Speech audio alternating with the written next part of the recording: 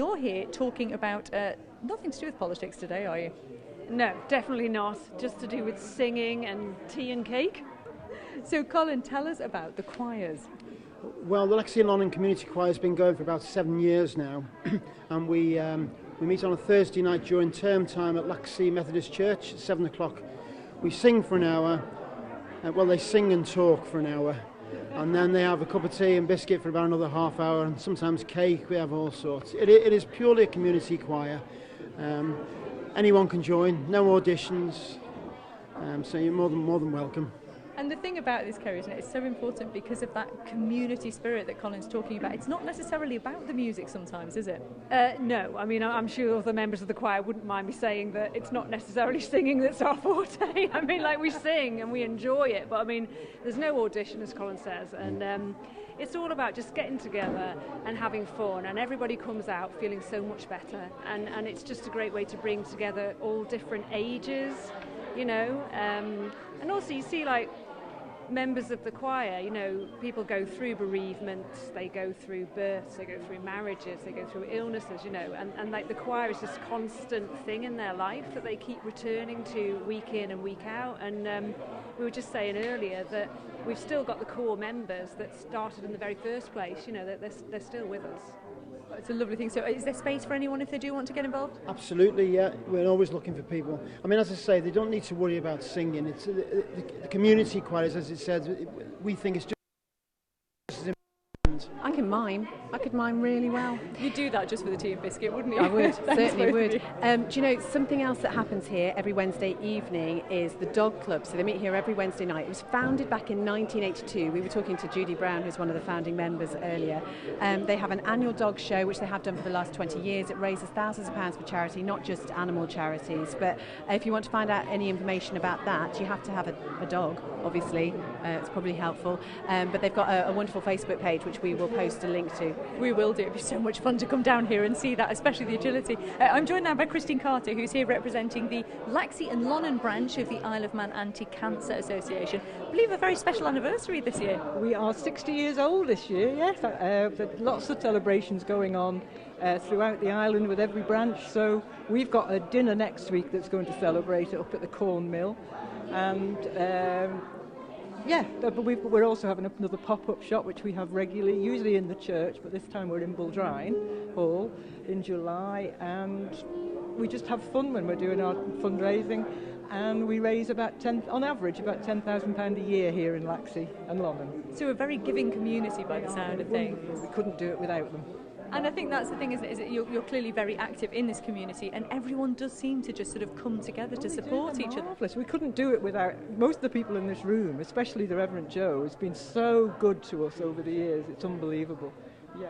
Well, let's find out about an event that is happening this weekend. We're talking now to Sally Woodhouse from the Manx Craft Guild. And Sally, there is a craft fair here tomorrow? Yes, there is. We are trading from 10:30 in the morning till 3:30. There will be, I think there's 16 crafters coming tomorrow, and the members of the Laxey Minorca Methodist Church will be here doing teas, coffees, cakes, bacon baps, which are all lovely. And I've just seen some of your work, which is just beautiful. How would you describe it? Oh, well, I can say I do get around the island, so quite a lot of people would have seen. It's Manx Lockton sheep, so it's actually crocheted using Manx Lockton wool. And it's blue and green, and it kind of stands out wherever you see it. So. Oh, Sally, thank you so much for that. So the craft fair happening here tomorrow. I've got another slightly crafty person beside me, someone who's very creative anyway. We've got Alice Quayle standing with us now. And Alice, you are known for your rather inventive and quirky maps. What have you been working on recently? Val Kinraid and the Visit Laxey Valley project team have got me to do a new illustrated map of the centre of Laxey to help visitors find their way around. So it's just what I do generally, but it's really cool to be asked to do it for Laxey because Laxey's ace, and it's just quite good. It's a valley. It's a valley by the sea with loads of woods and loads of industrial archaeology and funny trams, and it's got a snail and a giant water wheel. I mean, it's a bit unique.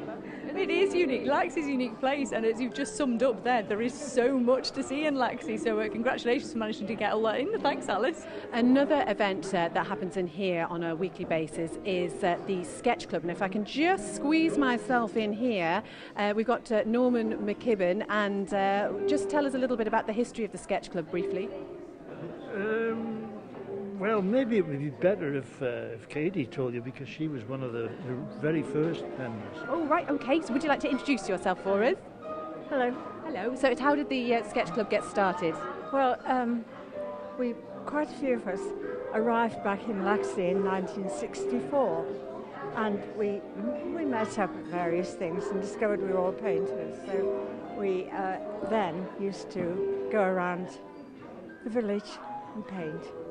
We weren't a sketch club then, and then we thought, well, perhaps we'd better get it into something a bit more organised.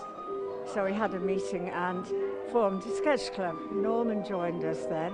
He was a bit younger than us, and we had Anne and Morris Heath, who'd been artists in London. We had Helen and Tony Percival that came from somewhere or the other in England. I can't remember.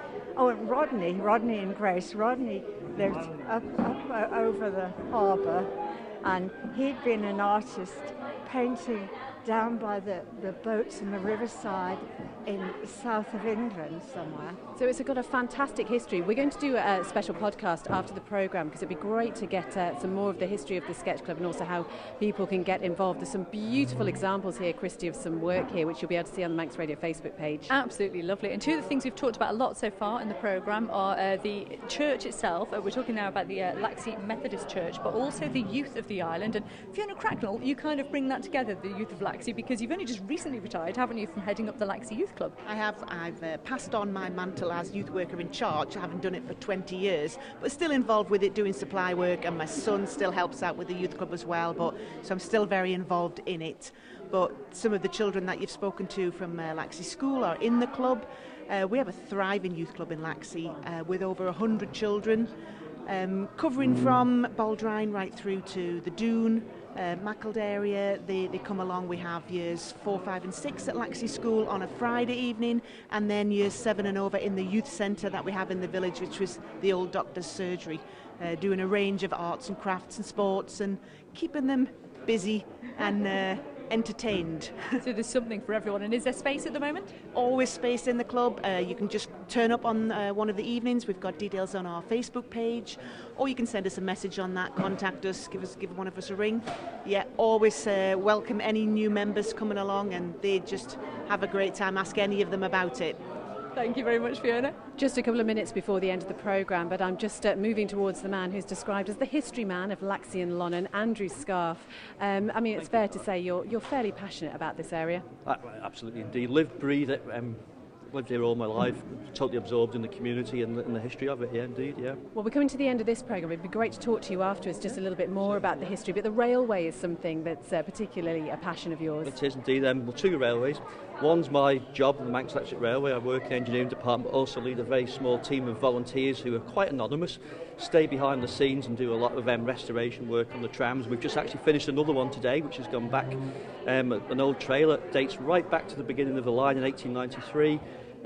It's not run for 50 years, and we're just finishing the volunteers' work on it today, and that's going to be back in service in 3 weeks. That's another achievement.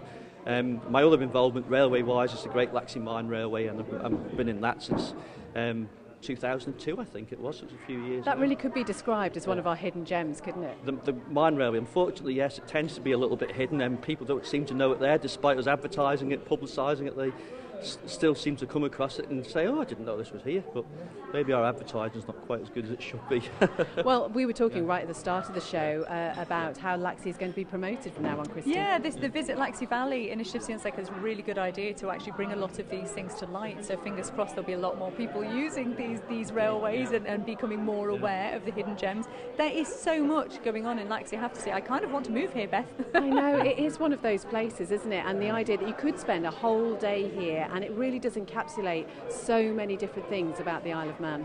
It does, yeah, and as we've said before, so much to do here, and in fact it is coming up upon a very important day of the year for Laxey, because it is soon to be the Laxey Fair Day. That is on the 29th of June, and as we talk to Reverend Joe Dudley at the top of the show there, that is when they are going to be announcing the fact that the church, Christ Church, is going to be the welcome centre for the Laxey Heritage Trail. So yes, that's coming up on the 29th of June, Laxey Fair, so do come on down to that. And then it is Manx Make Music Day as well on Friday the 21st, and there's a drop-in event at the Christ Church for that as well on Friday. But we've had a wonderful hour here. It's not over. We are going to speak to people, as we say, and the podcast will be available shortly. Just want to say thank you to the lovely Sarah Hendy, who has been taking our video and photographs for us. Ben Hartley's been pushing the buttons back at Broadcasting House, and our location engineer, who hasn't even had any cake yet, Matty Cunningham, sitting there. Oh, no, he has, apparently. He has. He's okay. There's only one way we can end the show, to be fair, Beth. It's a There's Laxey one theme song. It's the soul of Laxey. I think we should end